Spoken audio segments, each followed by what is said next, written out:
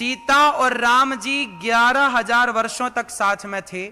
केवल 2,000 वर्षों तक अकेले राम जी रहे, सीता मां जा चुकी थी। अब ये कहानी 11,000 वर्षों के बाद स्टार्ट होती है। कहां से स्टार्ट हुई, क्यों स्टार्ट हुई, किसकी गलती थी, आओ पूरी जड़ से इस पूरी वारदात को समझते हैं। हुआ क्या था कि 11,000 वर्ष पूरे होने में कुछ वर्ष बाकी थे। 11,000 वर्ष पूरे होने में आप ये मान लो कि 15 साल 12 साल बाकी थे। उस समय की एक घटना है। सीता मां ने राम को पहली खुशखबरी दी। एक दिन सीता मां प्रसन्न चित्त से राम के पास गईं। राम के हाथों को अपने हाथों में रखकर माता सीता ने कहा, प्रभु आज मैं आपसे कुछ कहना चाहती हूं। हां हां सीते कहो, क्या कहना है अपने राम से। सरयू का किनारा था, कल कल करके सरयू जी की धारा बह रही थी। राम जी सीता मां को देख रहे हैं, सीता जी राम को देख रही हैं। झरोखे से, झरोखे में खड़े होकर, महलों में झरोखे होते हैं जिसे आज के जमाने में खिड़की कहते हैं, विंडो कहते हैं। राम जी वहां खड़े हैं सीता की ओर। राम ने सीता का हाथ अपने हाथ में रख के कहा, सीता तुम कुछ कहना चाहती हो, सीते कहो। प्रभु आप पिता बनने वाले हैं। अच्छा मैं पिता बनने वाला हूं, ये तो बहुत अच्छी खबर। तुरंत राम जी ने मिठाई सीता मां के मुख में दी, कहा अपना मुंह मीठा करो, तुमने हमें बहुत बड़ी खुशखबरी दी। इस रघुवंश को आगे बढ़ाने वाला अब वंशज पैदा होगा। सीता बताओ, मैं बहुत खुश हूं, तुम मेरे से कुछ मांग लो। सीता मैया ने कहा कि प्रभु मैं जो मांगूंगी आप देंगे। हां हां, रघुकुल रीत सदा चली आई, प्राण जाए पर तुम कुछ मांग लो। आज तुमने ये खबर दी ना कि तुम मां बनने वाली और मैं पिता बनने वाला हूं, मैं बहुत खुश हूं, तुम कुछ मांग लो। सीता मां ने कहा, प्रभु मेरी इच्छा है कि जो मेरे बच्चे हों वो इस अयोध्या में ना हो। क्यों प्रभु, ये राजाओं का राजभवन है, इस राजसी राजभवन में कहीं हमारे बच्चे कमजोर ना हो जाए, बिगड़ ना जाए, कहीं इस राज सत्ता के आदि होकर के कहीं वो गलत राह पर ना चले जाएं। क्योंकि जो जितना बड़ा होता है उसकी जिम्मेदारी उतनी ज्यादा बनती है कि आप अपने बच्चों को उतना बढ़िया तैयार करें। अरे सामान्य आदमी का बच्चा शराब पिए, चोरी करे, गलत काम करे तो चलता है, पर समाज में एक प्रतिष्ठित व्यक्ति का बच्चा गलत करता है तो पूरे समाज में उसकी थू थू हो जाती है। आपकी सबसे बड़ी संपत्ति बैंक बैलेंस नहीं है, आपकी सबसे बड़ी संपत्ति आपकी संतान है, आपके बच्चे हैं। आपके बच्चे क्या करते हैं ये बहुत मायने रखता है, हाँ या ना। तो राम के बच्चे क्या करेंगे ये तो बहुत बड़ी बात बनेगी ना आगे चल के। तो सीता मां को डर था कहीं इस राजसी राजभवन में हमारे बच्चे बिगड़ ना जाएं। तो सीता आप क्या चाहती हैं। मैं चाहती हूं कि अच्छा राम, सीता मां को पता, अच्छा ये बताओ राम जी को पढ़ाया किसने था, बोलो। भगवान राम को वेदों की शिक्षा किसने दी, श्री वशिष्ठ जी ने।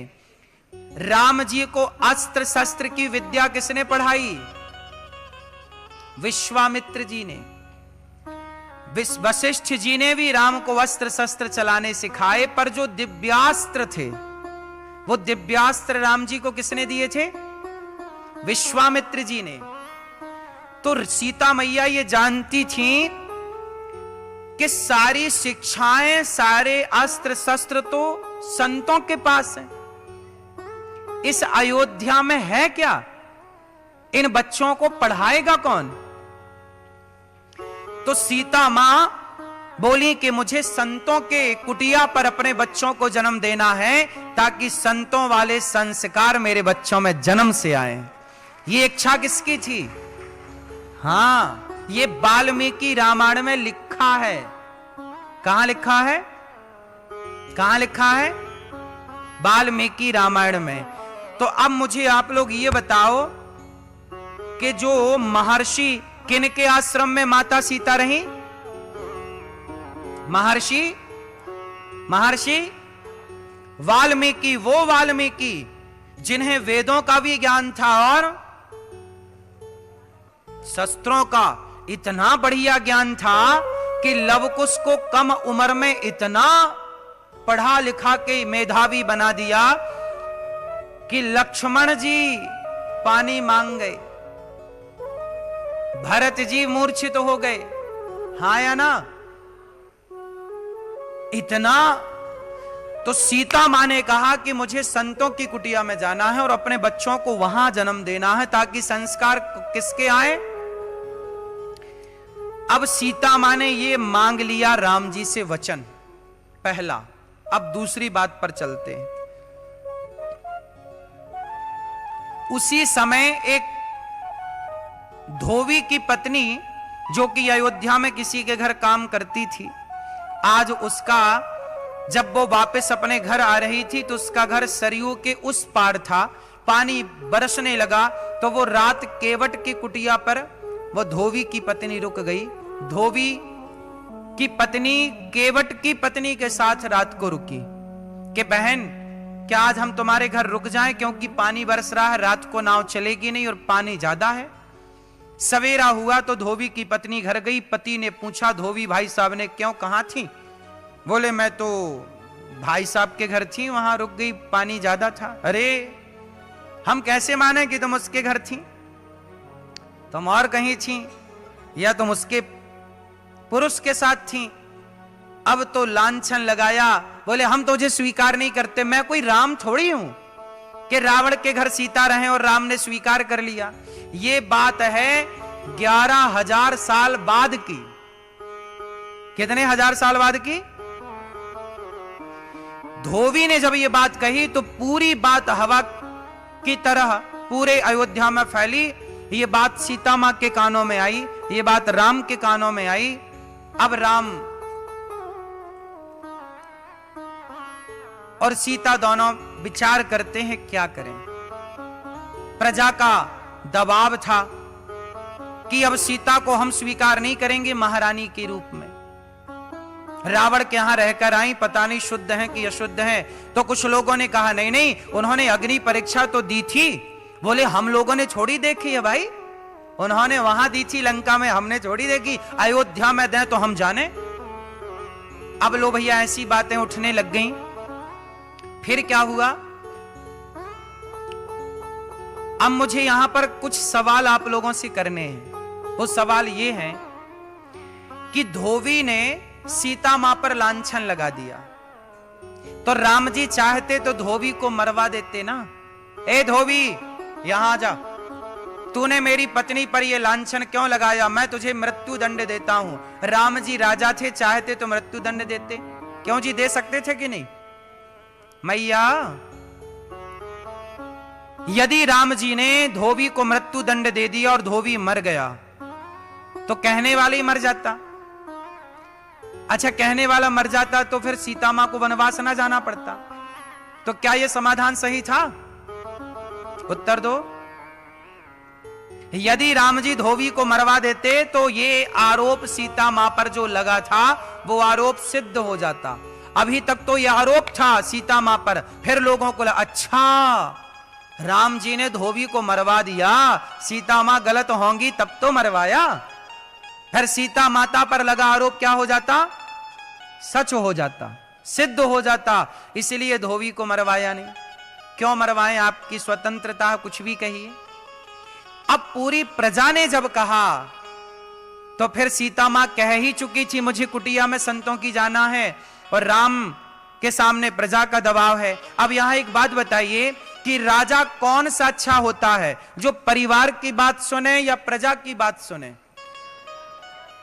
उस समय राम केवल पति नहीं है सीता माता के, उस समय राम जी क्या है? अयोध्या के। और राजा का धर्म है कि वो प्रजा की बात सुने, ना कि परिवार की। क्यों जी, बात सही है? यदि राम जी केवल पति होते तो ये बिल्कुल बात सिद्ध थी कि किसी के कहने से आप अपनी पत्नी को थोड़ी निकालते हैं।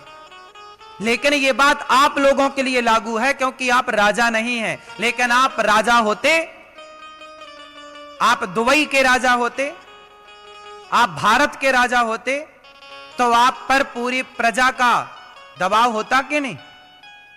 और उस समय आप प्रजा की बात ना मानते तो आप पे आरोप क्या लगता कि आप तो परिवारवाद हैं, देखो परिवार की सुनते हैं, आपको प्रजा से कोई लेना देना।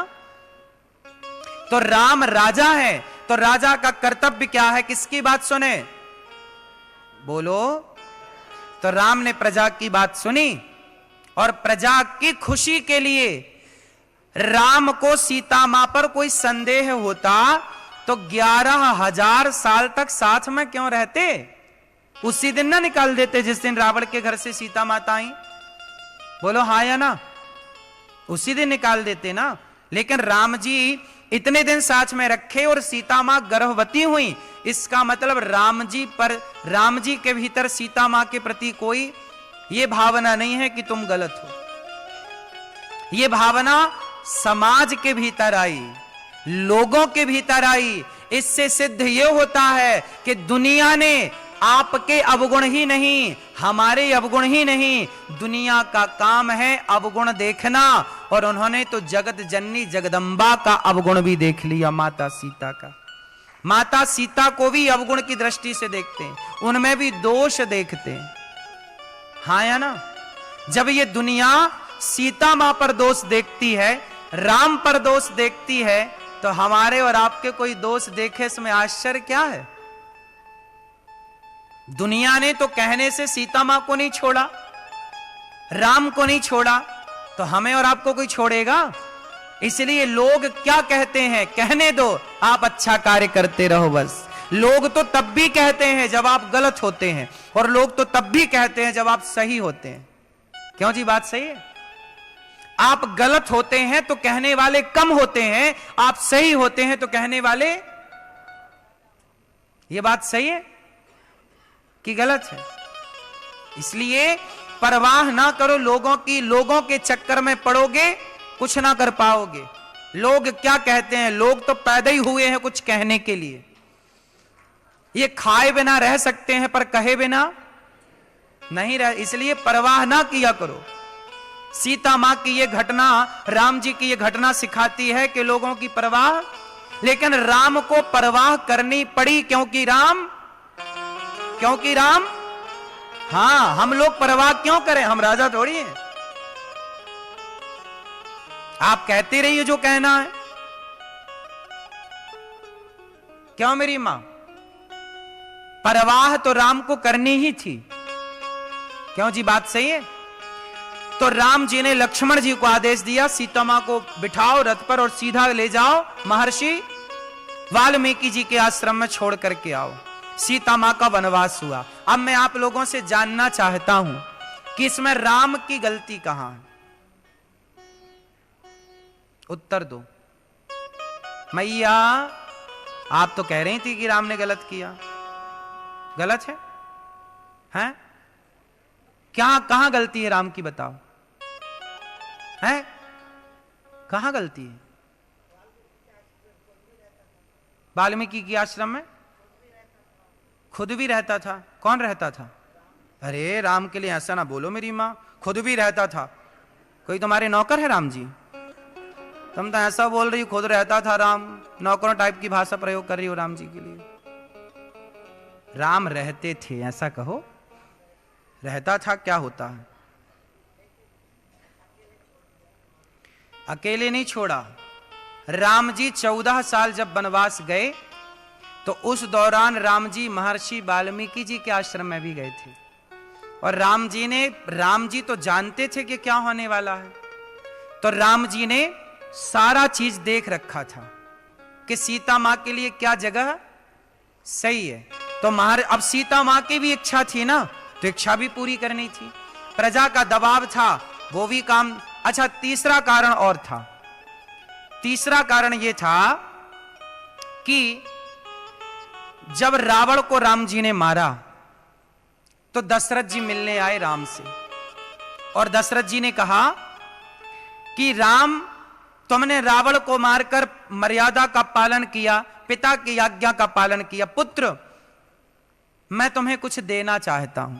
राम जी से दशरथ जी ने बोला कि बेटा मैं तुम्हें कुछ देना चाहता हूं। राम जी बोले पिताजी आप क्या देना चाहते हैं? तो दशरथ जी बोले बेटा अभी मेरी 2000 साल उम्र बाकी थी। दशरथ जी अपनी मौत से नहीं मरे थे, दशरथ जी राम के किस में मरे थे? राम के वियोग में मरे थे दशरथ जी। दशरथ जी की नेचुरल मृत्यु नहीं थी, वो तड़प तड़प के राम के। तो अभी दशरथ जी की कितनी आयु बाकी थी? तब दशरथ जी ने कहा राम बेटा मैं तुमसे इतना प्रसन्न हूं, इतना खुश हूं, जा बेटा मेरी उम्र तुझे लग जाए, बेटा मेरी उम्र। तब से ये परंपरा स्टार्ट हुई कि जो ज्यादा खुश होता है वो क्या बोलता है कि मेरी उम्र। आप भी कभी कभी अपने बच्चों को कहती हो बेटा मेरी उम्र तुम्हें लग जाए, दादी पोते को बोलती है बेटा मेरी उम्र, ये मेरी उम्र तुम्हें लग जाए, ये कब से स्टार्ट हुआ? सबसे पहले किसने किसको अपनी उम्र दी? भगवान राम को दशरथ जी ने कितनी उम्र दी? अच्छा, अब वो 2000 साल जो थे वो दशरथ जी की आयु थी। अब उस आयु को पाकर राम जी सीता मां का स्पर्श करते तो मर्यादा बिगड़ती। इसे गहराई से समझिएगा। वो आयु किसकी थी? बोलो, दशरथ जी की। और पिता की आयु जब राम ने पाई तो अब राम दशरथ के रूप में हो गए कि नहीं? वो दशरथ जैसे हो गए कि नहीं? तो अब दशरथ जी और सीता का रिश्ता तो बेटी और पिता का था, ससुर और बहू का रिश्ता था। अब राम को स्पर्श करना सीता मां के लिए, राम का सीता मां को स्पर्श करना ये मर्यादा के अनुकूल था कि प्रतिकूल था? सही था कि गलत था?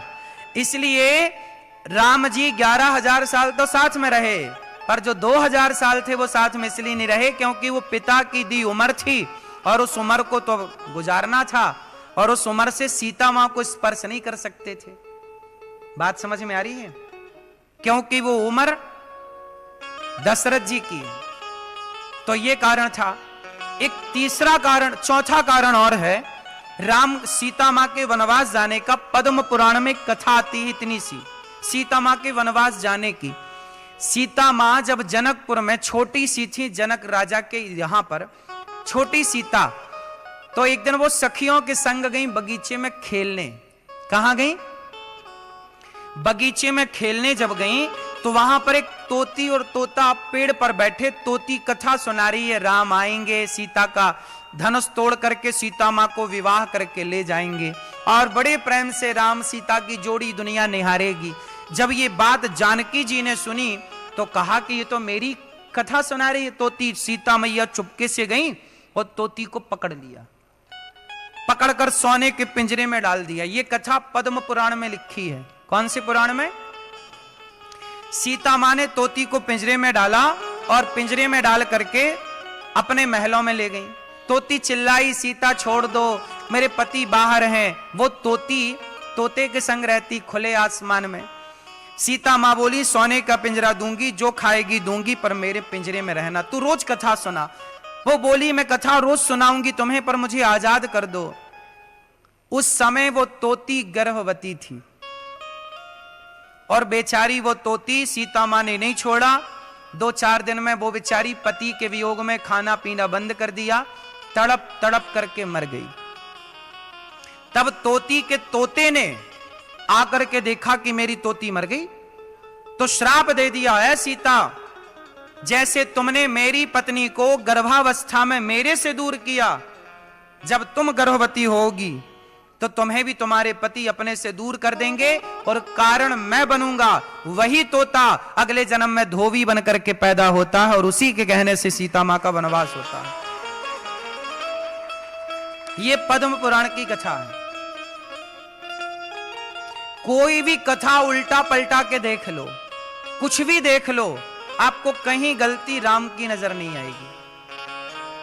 सीता मां का खुद का ही श्राप सीता मां के संग था।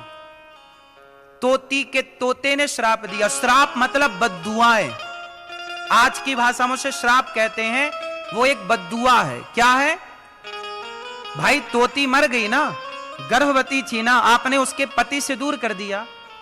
जब आपने इसलिए कहता हूं पक्षियों को पिंजरे में ना बंद किया करो। पालने का शौक है तो घर पे आम का, पीपल का, वट का पेड़ लगाओ आसपास बगीचे पर। बहुत सारे तोते पक्षी आएंगे और उस पर बैठेंगे, आनंद लेना। पक्षी पालने का शौक है तो पेड़ लगाइए, अपने आप पक्षी आएंगे, पिंजरे में नहीं। क्योंकि पक्षियों की भी बद्दुआएं होती हैं। क्यों जी? होती होंगी कि नहीं? पिंजरे के पक्षी रे तेरा दर्द न जाने कोई। पिंजरे के पक्षी रे तेरा दर्द न जाने कोई। तो ये बड़ा दर्द है ना, किसी को पिंजरे में डाल के वर्षों तक रखना। कुछ लोग तो पक्षियों के पंख काट देते हैं। सब गलत है। किसी की आजादी छीनने का अधिकार आपको किसने दिया? किसी के पंख काट दिए आपने, कितना बड़ा पाप है ये। उसकी उड़ान खत्म कर दी आपने। जब आपने किसी की उड़ान खत्म की तब तुम्हारी भी तो उड़ान खत्म होगी ना। दुआएं लो साहब, बद्दुआएं से बचो। चाहे वो चींटी की बद्दुआ हो, चाहे वो पक्षी की बद्दुआ हो, चाहे वो किसी इंसान की बद्दुआ हो। तो सीता मां उस श्राप के कारण वनवास गई।